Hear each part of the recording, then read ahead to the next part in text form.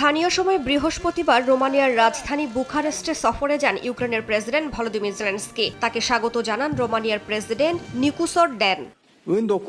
এদিন বুখারেস্টে বৈঠকের পর প্রতিরক্ষা সহযোগিতা জোরদার করতে যৌথ ড্রোন উৎপাদনের পরিকল্পনায় সম্মত হয় দেশ দুটি। একটি চুক্তিতে সই করেন দুই নেতা। বার্তা সংস্থা রয়টার্স বলছে, ইউক্রেনের প্রেসিডেন্টের এই সফরের মূল উদ্দেশ্যই ছিল প্রতিরক্ষা সংক্রান্ত একটি কৌশলগত অংশীদারত্ব চুক্তি সই করা। রাশিয়া ইউক্রেন যুদ্ধ শুরুর পর থেকে সীমান্তবর্তী দেশ হিসেবে রোমানিয়া শুরু থেকেই কিয়েভকে সমর্থন দিয়ে আসছে।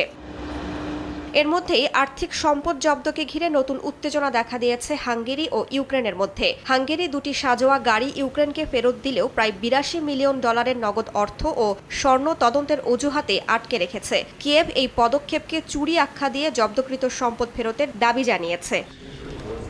এদিকে ইউক্রেনে রাশিয়ার আগ্রাসনের পর হাজারো শিশুকে জোর করে সরিয়ে নেওয়ার অভিযোগ উঠেছে মস্কোর বিরুদ্ধে। জাতিসংঘের একটি তদন্ত প্রতিবেদনে 2022 সালে যুদ্ধ শুরুর পর রাশিয়া পরিকল্পিতভাবে শিশুদের ইউক্রেন থেকে সরিয়ে নিয়েছে বলে উল্লেখ করা হয়েছে। ইউক্রেনের দাবি, প্রায় 20,000 শিশুকে অবৈধভাবে রাশিয়া ও বেলারুশে পাঠানো হয়েছে, যেখানে তাদের সামরিক প্রশিক্ষণ দেয়া হচ্ছে। এ অভিযোগের জেরে এরই মধ্যে আন্তর্জাতিক অপরাধ আদালত প্রেসিডেন্ট ভ্লাদিমির পুতিন সহ কয়েকজন রুশ কর্মকর্তার বিরুদ্ধে গ্রেফতারি পরোয়ানা জারি করেছেন। তবে মস্কোর দাবি, যুদ্ধক্ষেত্র থেকে মানুষকে সরিয়ে নেওয়ার জন্যই এসব পদক্ষেপ নেওয়া হয়।